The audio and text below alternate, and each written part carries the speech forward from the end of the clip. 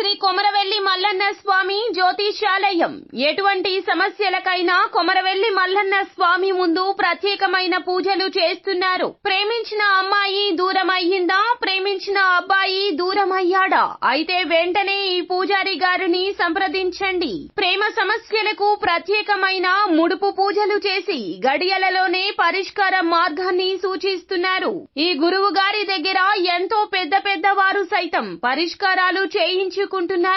భార్యాభర్తల సమస్యలు, డబ్బు సమస్యలు, వ్యాపారంలో నష్టం రావడం, అనుకున్న పనులు అనుకున్నట్లు పూర్తి కాకపోవడం, గృహ సంబంధిత సమస్యలు, సంతానం లేకపోవడం, అప్పుల బాధలు, ఇంకా తీరని సమస్యలు ఉంటే శ్రీ కొమరవెల్లి మల్లన్న స్వామి పూజారి గారిని సంప్రదించండి. ప్రత్యేకమైన పూజలు చేసి దూరంలో ఉన్న వారికి ఫోన్ ద్వారా పరిష్కారం చెబుతున్నారు. Phone number 9515466718.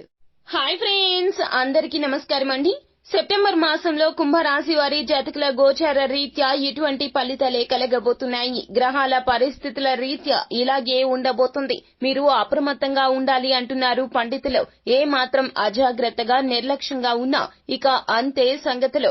ఈ బంధానికి మీరు ఇక ముగింపు పలికినట్లే, ఇందులో సందేహమే లేదు. అసలు సెప్టెంబర్ మాసంలో మీకు ఏం జరగబోతుంది, ఏ విధమైన ఫలితాలు మీరు పొందుకోబోతున్నారో తదితర పూర్తి వివరాలు అన్ని కూడా మనం ఈ వీడియోలో సంపూర్ణంగా సవివరంగా తెలుసుకునే ప్రయత్నం చేద్దాము. అంతకంటే ముందు ఫ్రెండ్స్, వీడియోని పూర్తిగా చూసేయండి.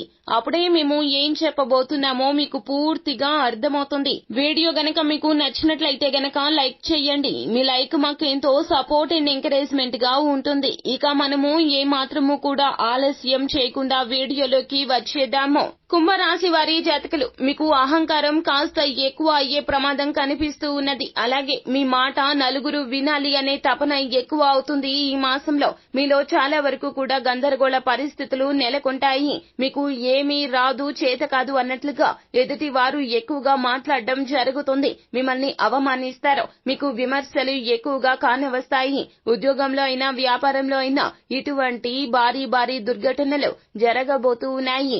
ఇవి మీ మనసు మీద ఎన్నో రకాలైనటువంటి చెడు ఫలితాలు కలగ చేస్తాయి. మీలో మీ పట్ల అపనమ్మకం ఎక్కువ అయిపోతుంది. అందువలన మీ చుట్టూరా ఉన్న బంధాలను చాలా తేలికగా చూస్తారు. మీలో ఉన్నటువంటి ఈ యొక్క చెడు కోణము ఈ రోజుల్లో బయటపడబోతూ ఉన్నది. మీరు ఎక్కడ జాగ్రత్తగా ఉండాలి అంటే గనక బంధుమిత్రులు కానీ, స్నేహితులు కానీ, ఎక్కడైనా కూడా ఎవరి వద్ద అయినా కూడాను మాట విషయంలో జాగ్రత్తగా ఉండాలి.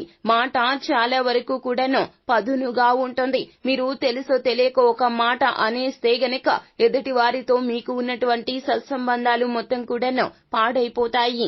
ఒక్క చిరునవ్వుతో ఎన్ని బంధాలు అయినా కాపాడుకోవచ్చును. అదే ఒక్క మాటతో ఎన్ని బంధాలు అయినా కూడా తేలికగా తెంచేసుకోవచ్చును. మీరు అహంకార పూరితమైన ధోరణి వేడనాడకపోతే గనక మీ చుట్టూ ఉన్న ప్రతి ఒక్కరూ కూడా మీకు దూరం అయిపోతారు.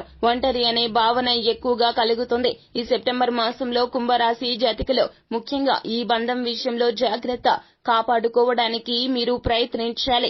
ఎంతలా అంటే భగీరథ ప్రయత్నమే చేయాలి. లేకపోతే ఈ బంధానికి ముగింపు పలకాల్సి వస్తుంది. మీ యొక్క బలహీనత ఈ మాసంలో బట్టబయలు అవుతుంది. ఈ బలహీనత రీత్యా మీరు చేసే తప్పు, అందులోన తప్పును కాపాడుకోవడం కోసం ఇంకొక తప్పు ఇలా చేస్తూనే ఉండాల్సి వస్తుంది. ముందుగా మీరు చేయాల్సింది ఏమిటంటే గనక ప్రతి విషయంలో స్పృహ కలిగి ఉండండి. ఏ పని చేస్తున్నా కూడాను మీరు మంచి చెడు అని ఆలోచించి చెయ్యండి. అన్నింటా కూడా మీదే పై చెయ్యి అనాలని అస్సలు అనుకోవద్దండి.